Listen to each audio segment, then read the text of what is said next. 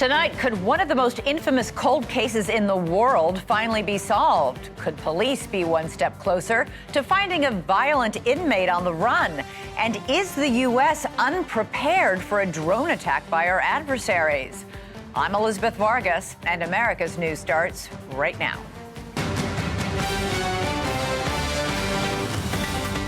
Tonight, it was the disappearance that stunned the world. 3-year-old Madeline McCann gone from her bed during a family vacation in Portugal.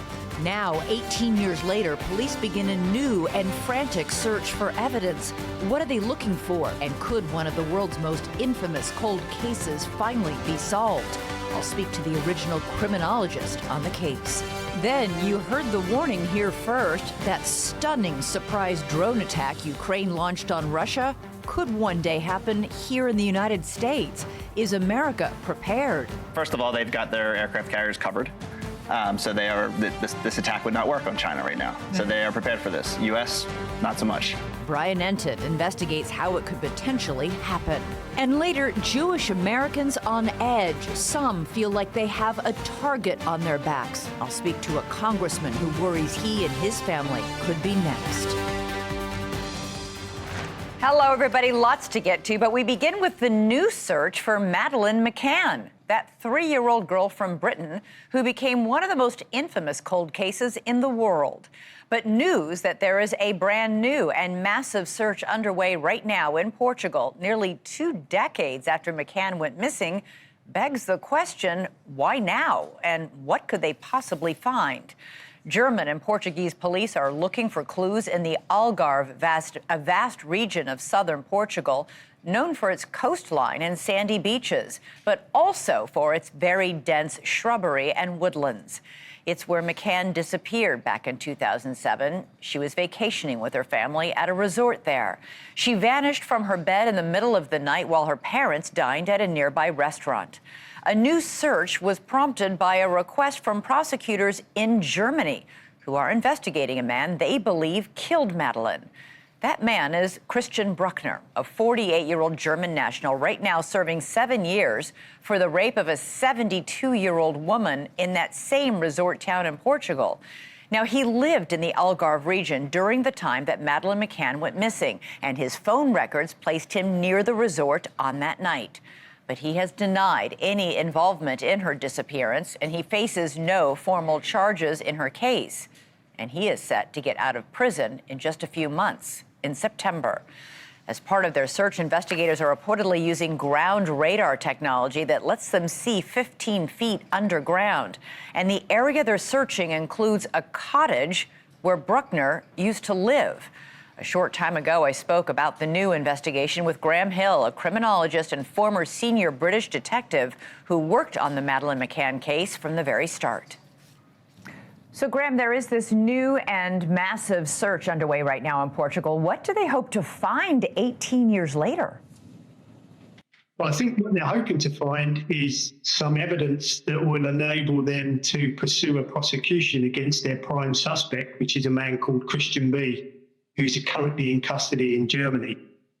But 18 years after the disappearance of a child, they've got to be very lucky, or they've got to be working to some very good intelligence, and we're not sure what that intelligence is at the moment. So you don't know what sparked this big search? I don't know what sparked it, but I've got a good idea that they're probably working on 2 theories.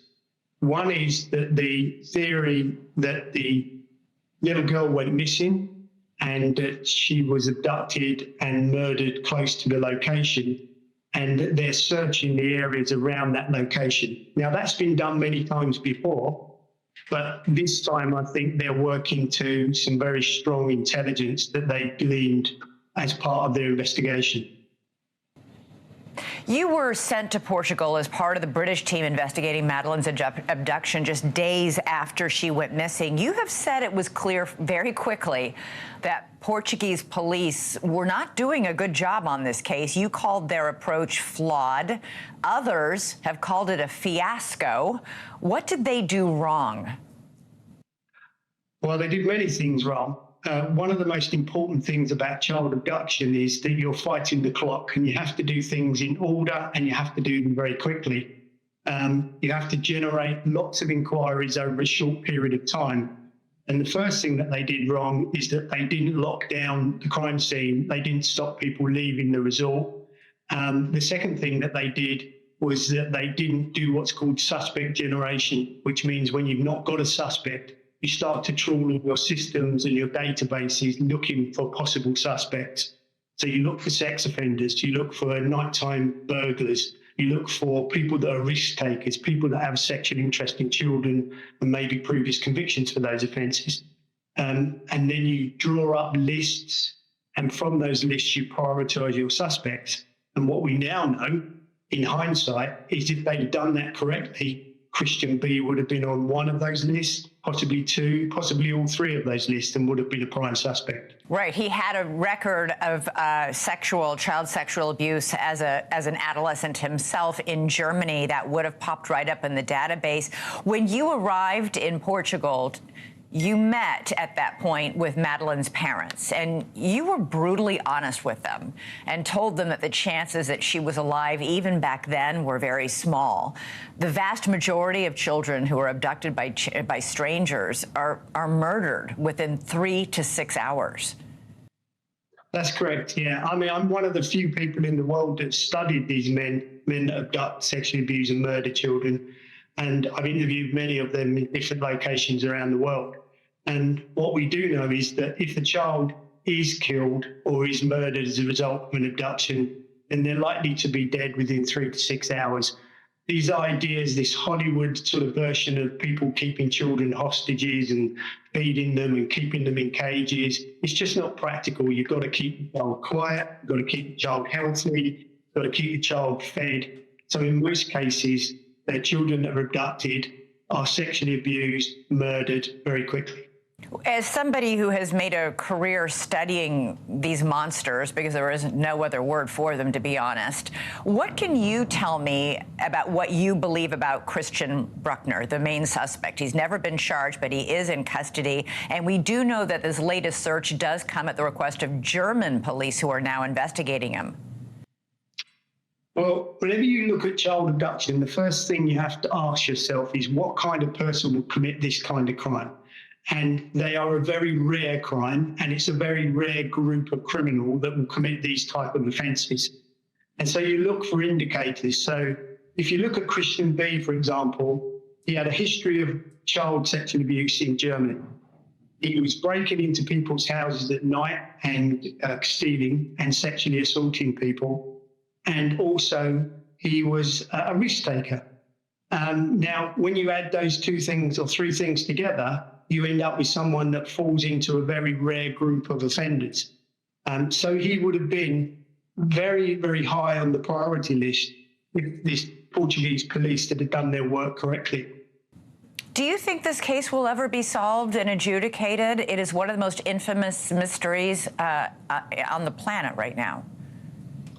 Yeah, it's a mystery that's endured at least for 18 years, and it will always be the case until it is solved. I think at this stage, Christian B looks like a very, very good suspect, but the German police are obviously looking for some evidence that they can use to pursue a prosecution. It's likely that if they don't get that, then Christian B will be released in September, and we might never know whether he was responsible for it. And if he's released in September, don't people like this reoffend? Isn't the reoffend rate quite high among people who commit crimes like this? Well, for child abduction, most people who get arrested and convicted for child abduction, they never really get out. So most of them, particularly in America, they'll stay incarcerated for most of their lives. And even in Europe, most of those offenders will be locked away for the majority of their lives. So it's a rare event for someone to be released who's strongly suspected with a crime like this. And I think what's going to happen is that the press are going to hound him wherever he goes, and he's going to find it very difficult to have a normal life, so to speak. You know, the McCanns, Madeline's parents, have endured so much, the abduction and possible death of their daughter, suspicion that they might have had something to do with it. Harsh judgment of their decision to leave her alone in the hotel room with her brother while they went to dinner at the resort. This is a family that has really been through the ringer, and I'm sure needs nothing more than finally some answers, difficult though they may be. Oh, absolutely. I mean, Jerry and Kate McCann are living every parent's worst nightmare. And so what we're looking at now is a case that's carried on for 18 years. Their other children are now adults. And so this is something that they've had to struggle with and done it all in the eye of the world's press.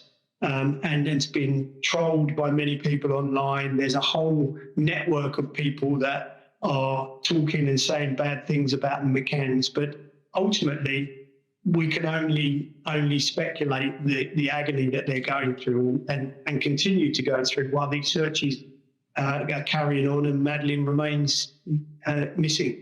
Yeah. Graham Hill joining us live tonight from England. Thank you so much. Really appreciate it. Thank you. All right, now we're going to switch gears to that manhunt for 2 escapees from a New Orleans jail, part of the biggest jailbreak in that state's history, as police in 7 states hunt the 2 inmates. One of them, shockingly, made an appearance last night on Instagram, of all places.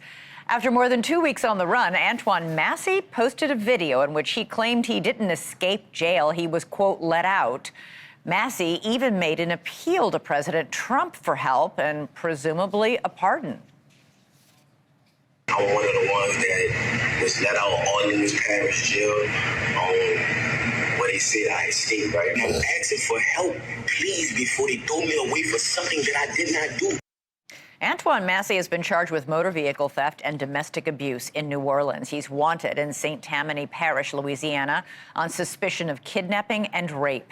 He has denied those charges. He said he is not guilty in that Instagram post. Orleans Parish Sheriff Susan Hudson issued this statement urging Massey to turn himself in, saying it's in his best interest to do so. Massey is one of 2 escapees still at large from that group of 10 that escaped Orleans Justice Center on May 16th. Police are offering a $50,000 reward per fugitive. Convicted killer Derek Groves is the other escapee still on the run. Groves is facing life in prison for the 2018 Mardi Gras murders. As the manhunt reaches its 18th day, we turn now to former FBI Assistant Director Chris Swecker. Chris, have you ever seen anything like this, the subject of a manhunt posting a selfie video online?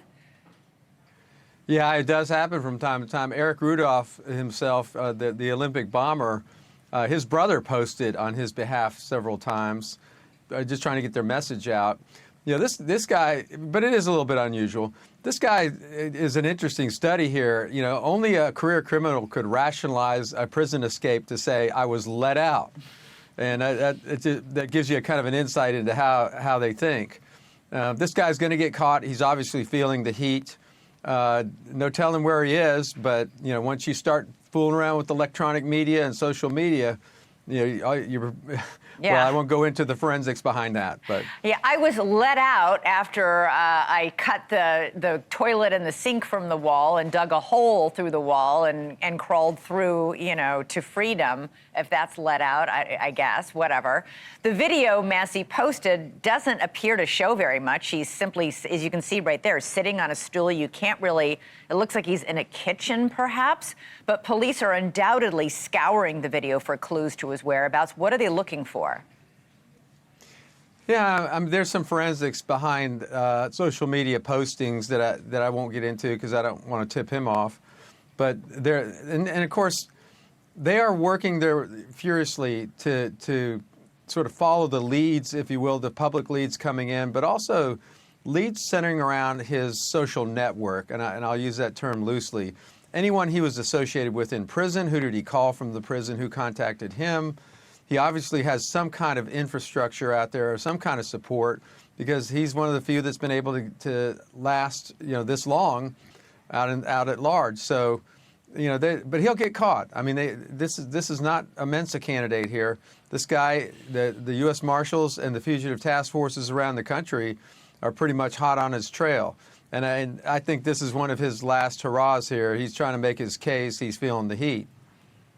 Will authorities try to get Meta, which owns Instagram, to cooperate and share location data from the Post?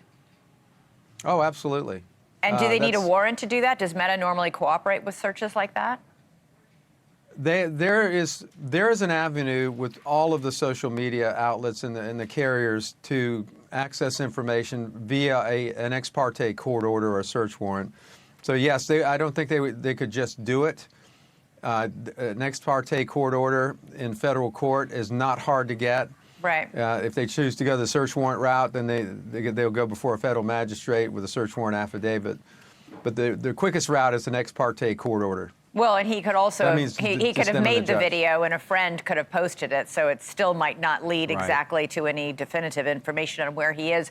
Chris, we know that police today searched a home in New Orleans. Early on, the police chief of New Orleans said he believed the escapees were still in the area, but I don't know, now almost 3 weeks later, would that still be the case? You know, I think it's doubtful.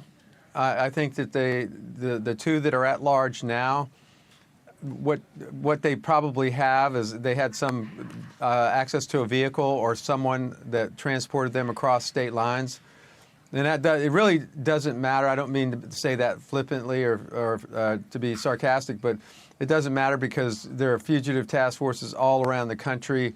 And when they cross state lines, I think it makes it a little bit easier to get the feds involved, even more so with the UFAP warrant, unlawful flight warrant, knowing that they've gone interstate, or it's probable that they've gone interstate. So, but I just as an experienced investigator, fugitive hunter, I would say they're out of state at this point. And they must be getting help, Chris. You cannot be on the run this long without help. We know already they've arrested, 13 people and charged them both with helping these inmates escape, both inside and outside the jail. Somebody out there, despite a $50,000 award, is helping these two. They have to have transportation. They have to have some funds, somewhere to stay, food, and so all of that. I mean, he didn't have that when he left the prison when they let him out, and he has to be getting that from somewhere, from somebody. Yeah. And I don't think it spontaneously happened after he got out of prison. I mean, there had to be someone that he had lined up before he left, or before he was let out of prison, as he puts it. So he's got somebody out there is helping him. Somebody's giving him shelter, unless he's done something like a home invasion and he's holding people hostage, or he's found an abandoned house somewhere. But he obviously has access to social media. He has access to an internet link up. Right. So there's some infrastructure out there that's in support here. All right, Chris Wecker, thanks for joining us. Let's hope they catch these guys soon. Thank you. All right, coming up for us, the family of the Boulder attack suspect is taken into ICE custody, and they are facing deportation within hours. We have the latest on that case. And I'm going to speak live with Congressman Greg Landsman about his fears of being targeted for simply being Jewish and a member of Congress. And later, do we have the ability to stop a drone attack from China like the one we just saw in Russia? I spoke to an expert last night who said, no, we do not. Well, tonight, Brian Enton is diving into how China buying up American farmland could help it launch an attack.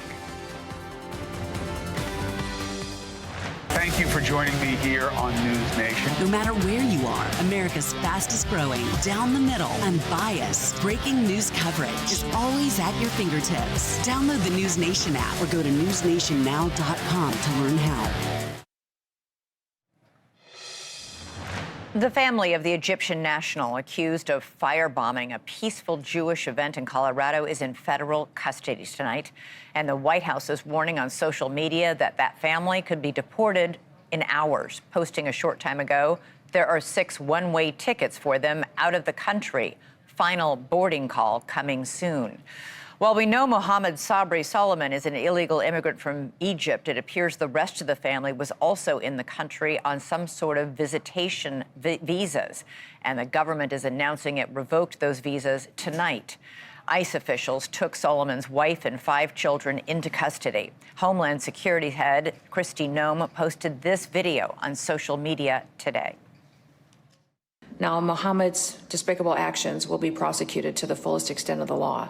But we're also investigating to what extent his family knew about this horrific attack, if they had any knowledge of it, or if they provided support to it. So as of now, police have released no information that the family had any knowledge of the attack. They have said the family cooperated fully. The FBI says Solomon injured 12 people on Sunday when he threw 2 Molotov cocktails at peaceful marchers supporting Israeli hostages in Boulder, Colorado. According to the FBI affidavit, he had planned the attack for more than a year, researching on YouTube how to make Molotov cocktails. He made the bombs, he said, from things he had lying around the house and other items that he bought online. We're also learning from police that Solomon waited for the group, posing as a gardener. He wore an orange utility vest and even bought flowers from Home Depot that he brought with him so he would blend in. It is unclear whether his family knew anything about what he planned or whether he allegedly concocted this plot in complete secrecy, but Solomon did admit that his family played a role in his timing of the attack. According to the police, he waited for his daughter, his teenage daughter, to graduate from high school before attacking the peaceful Jewish event. That daughter graduated 3 days before the bombing, and she was recently profiled in the local newspaper in her hometown about an article about promising high school students. That article said she had earned a college scholarship and hoped to go to medical school, a dream, of course, not possible in Kuwait, where she and her family had lived before coming to the United States in 2022. While Solomon remains behind bars in the Boulder County Jail on federal hate crime and charges and state charges of attempted first-degree murder, the incident has intensified deep unease in the Jewish community across the country, coming on the heels of that deadly shooting of 2 Israeli embassy employees in Washington, D.C., and, of course, the torching of the governor's mansion of Pennsylvania Governor Josh Shapiro, who is Jewish and was asleep upstairs with his family. To talk about all this, we're joined by Representative Greg Landsman from Ohio, who's been outspoken about the rise in anti-Semitism and threats against lawmakers. Congressman, great to have you on the show. So your colleague, Congressman Randy Fine, went on the floor of the House today to say, quote, "It feels like open hunting season on Jews in America." You told Axios the number of times in a course of a week that I'm called a Jewish demon is unsettling. That's pretty unbelievable to hear that from both of you. Yeah, I mean, it's where we are, unfortunately, and this is, 18 months after or into this rise of anti-Semitism fueled by, the blood libel around this war, among other things. I mean, there are so many aspects of anti-Semitism. One of the reasons why I decided to speak out wasn't just because I'm experiencing this awfulness, as are most Jewish members of Congress, but because I have a platform and I can raise awareness of the issues of anti-Semitism, how it's different, and how it becomes deadly so quickly, and to say there's a better way forward. And for me, that is understand anti-Semitism, provide real leadership here, and I can get into that. But also, like, these events need more security, and for the federal government, they've got to get these dollars out the door much more quickly. I was really struck by a headline of an essay in the New York Times today. The headline read, "Jews are afraid right now." The article goes on to say, quote, "Ask any Jew in America. We know where the exits are when we walk into Jewish spaces. We know that at any moment, our identity as Jews makes us targets for violence." That is no way to live. No, and obviously there's a little bit of a risk in being as outspoken as I have been, but I have this platform and I want this to end. I want people to take as much time as they're willing to give, learn as much about anti-Semitism, because most people don't realize there are some things that are very anti-Semitic, and how quickly anti-Semitism becomes violent and becomes deadly. We're now seeing it, and hopefully this is the end, although the worry is that this is just the beginning. In both the attack this week and the assassination 2 weeks ago of the 2 Israeli embassy workers, the suspect in both attacks yelled "Free Palestine." What seems to be getting lost here is that many Jews, many Israelis, also protest the killing of civilians in Gaza. All these people shouting "Free Palestine" seem to have absolved Hamas of any of the blame in this. Yeah, that is true. It's also true that this is why language matters and learning as much about this as you can. And so I've been encouraging people to go to the American Jewish Committee website. They do anti-Semitism work, and they'll explain why that language, while maybe well-intentioned for some, because for them it means suffering needs to end, this war needs to end. That's where I am. I want to see an end to this war. I want to see these hostages return home. I want Hamas to be done. I want Gazans to be free. The language of Free Palestine suggests for some that it's about getting Jews out of what is now called Israel. That's the only way to free the whole area of Palestine is to expel or kill Jews. Right, but it's not. I mean, listen, these two alleged, criminals might have said "Free Palestine," but we have students on college campuses chanting "Intifada Revolution." And from the river to the sea, that is outright calling for the eradication of Israel and the killing of Jews. For sure. I'm not sure they know that. And maybe I'm being naive. I'm also just saying to everyone who says that, who doesn't know it, just spend some time looking at, very credible groups that do anti-Semitism work, that combat the rise of anti-Semitism. They're very serious people. They're just trying to educate and train folks. They will explain why the language of River to the Sea or globalize the Intifada or even Free Palestine, while well-intentioned for some folks, can be deeply anti-Semitic and turn to violence very quickly, because it does mean, for those who really understand it, it means that we've got to go. Jews have to go. A lot of the most vile anti-Semitism is online, on social media. Are people becoming radicalized that way? Yeah, there's no question. And one of the things I think the administration can do is to take on big tech. I mean, the proliferation or the surge of anti-Semitism is happening on college campuses for sure, but not like it's happening on social media. I mean, on X or Twitter, on Facebook, Instagram, TikTok. All of these CEOs are close to Trump. This is the most important thing that Trump could do, is say to these CEOs, you have got to get anti-Semitism off your platforms now. Are you calling on President Trump to do just that? I have for the last couple of days. But yes, I am asking the president to take on these CEOs and to say, hey, we got to be done. Do whatever it takes, but you have got to stop the proliferation of this anti-Semitic awfulness from your platforms. Free speech, for sure. But you have got to distinguish between free speech and hate speech, and get the hate speech, the dangerous, violent hate speech, off your platforms. 10 seconds left, Congressman. Do you feel safe in the halls of our nation's capital? I don't feel particularly safe anywhere. And, security here, they do a good job. But the fact of the matter is that if people want to hurt us, and there are plenty of people that want to hurt us, they're going to find a way. And so we just have to be vigilant every day, every minute.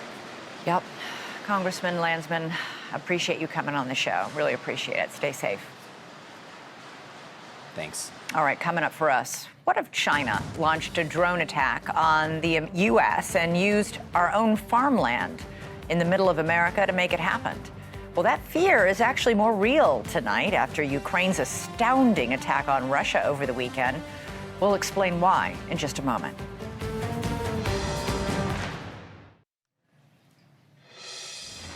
Much of the world was stunned by Ukraine's incredible drone attack on Russia on Sunday, an attack even Russian commentators are calling their Pearl Harbor. Operation Spider's Web was not only a brazen and bold success for Ukraine, it's a real wake-up call and a warning here in America. After all, if 100 or so cheap, small drones could inflict billions of dollars in damage and wipe out a third of Russian warplanes, what could an attack like that do here? And are we even remotely ready for one? Last night, a drone pilot who has worked with the Ukrainian army said there is an enormous risk for the United States that China is building drones on a massive scale. He says China is also learning to defend itself from drone attacks. He says the United States is not.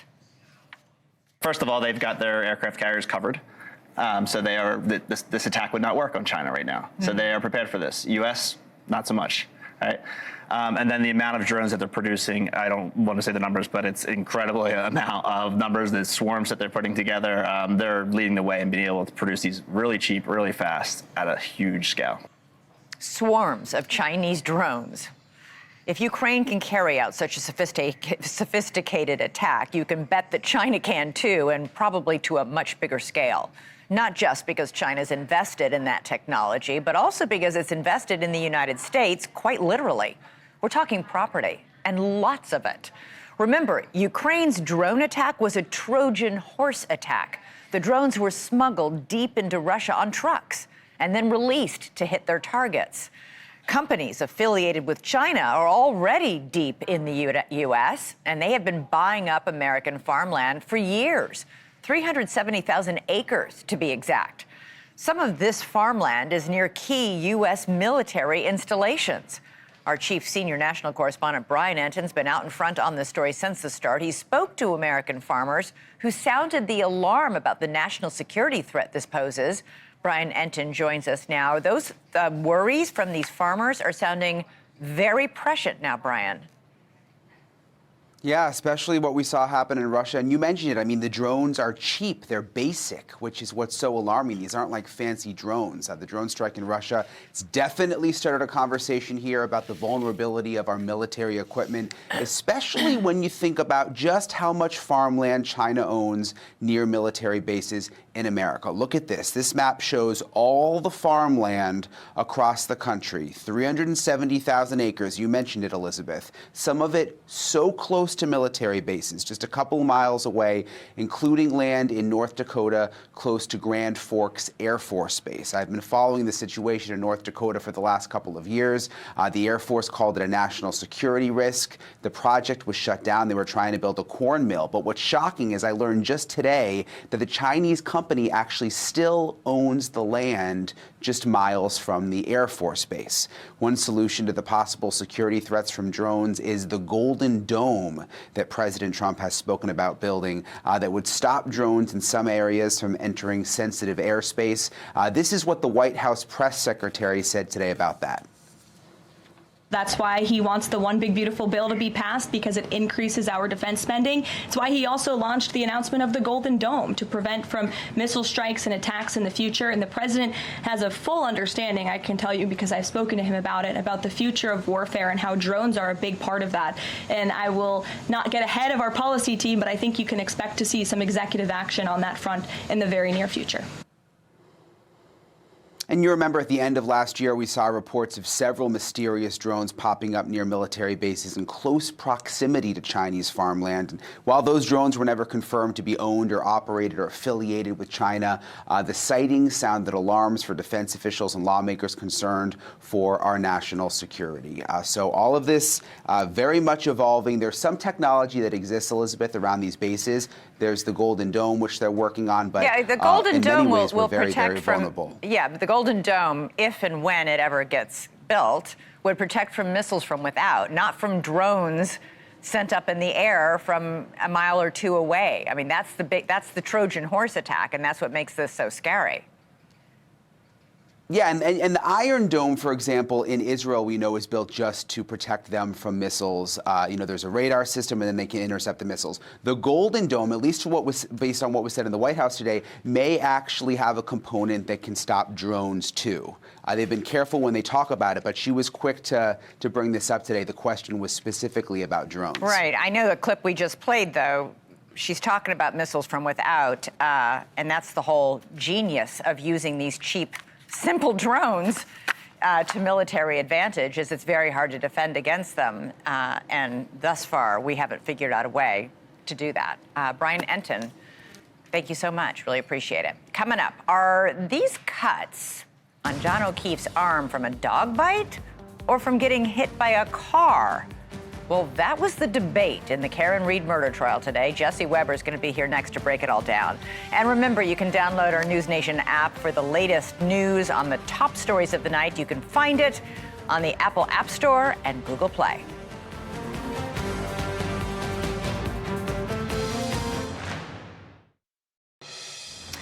All right, a photo of a bloody, lacerated arm is front and center in the Karen Read murder trial today. That photo of the arm, it's an arm that belongs to John O'Keefe. He's the boyfriend Karen Read is accused of murdering on a snowy night back in January of 2022. The defense and the prosecution have offered very different theories as to how those injuries happened to O'Keefe's arm. The prosecution argues Karen Read hit O'Keefe with her car, drunk and furious at him after the two had a fight. Fragments of her broken taillight may or may not match tiny pieces of plastic that were found on his body. The defense has an entirely different story. They say those marks are from dog bites that O'Keefe suffered inside the house where Read dropped him off. They say after she drove away, O'Keefe went inside the house and was beaten up by a group of men at the party there, and then was attacked by a German shepherd, and then he was left outside for dead in the snow. A dog bite expert was called by the defense and told the jury yesterday that she believed those wounds on the arm were indeed caused by a dog, not by a car. That didn't sit well, of course, with the prosecution, who today made it clear during cross-examination that no dog DNA had been found on O'Keefe's body.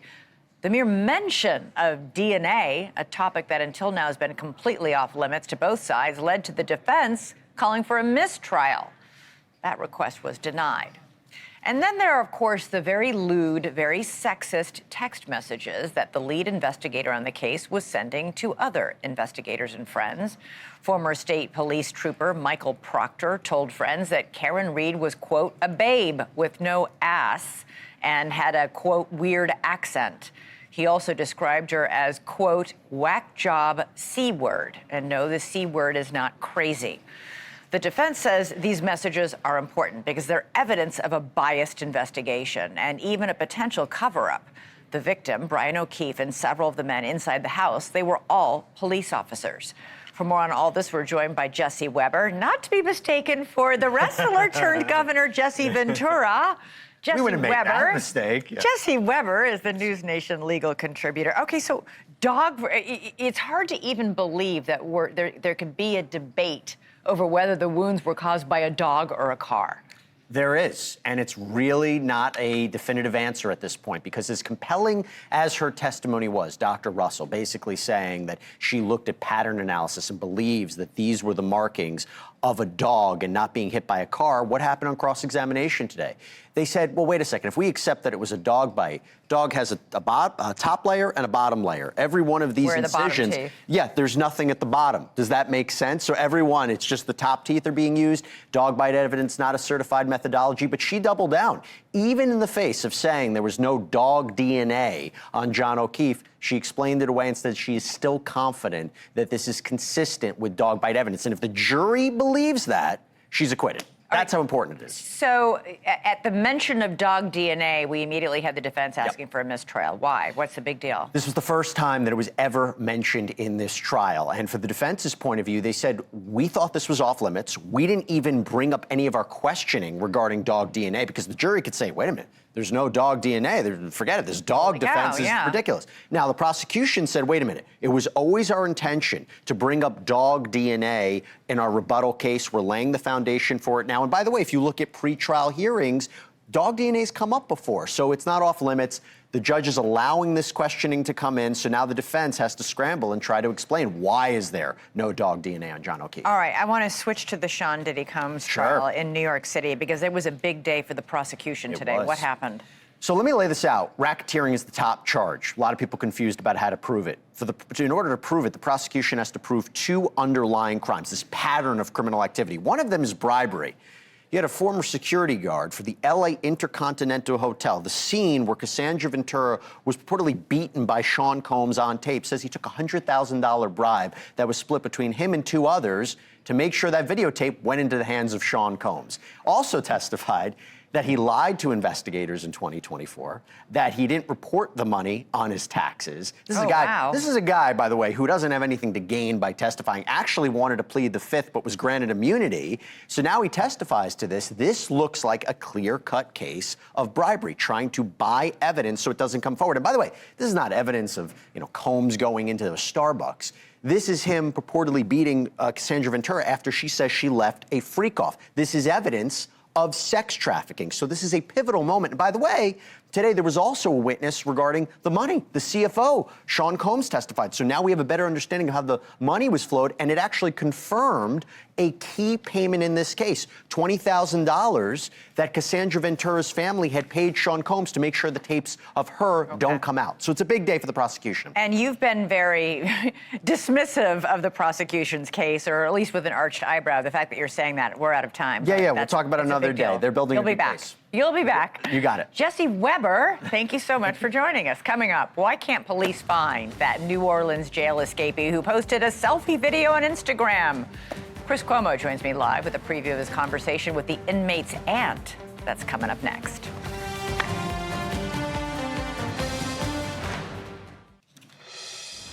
All right, we told you at the top of the show about those two inmates on the run still. Chris Cuomo joins me now. I can't believe this one guy posted a selfie video on Instagram while he's on the run. You're about to speak to the aunt of one of the escapees. Well, remember, it's not that he's just taunting. He's saying that he's innocent and that he didn't escape. He was let out. Now, that doesn't make any sense to me. I don't know that his aunt can shed light on this, but she does know something about the case that he's making. And look, a big reason that someone escapes and stays out is because they get help. Who is helping and how? I don't know, but the authorities are going to find out. It's only a matter of time, and there are going to be consequences. Yeah, they are. That hunt is fast and furious, and as Chris Swecker said on our show, they'll catch him. It's just a matter of when, not if. Thank you for watching. Subscribe below and download our NewsNation app right now on your phone, and you will get fact-based, unbiased news for all Americans.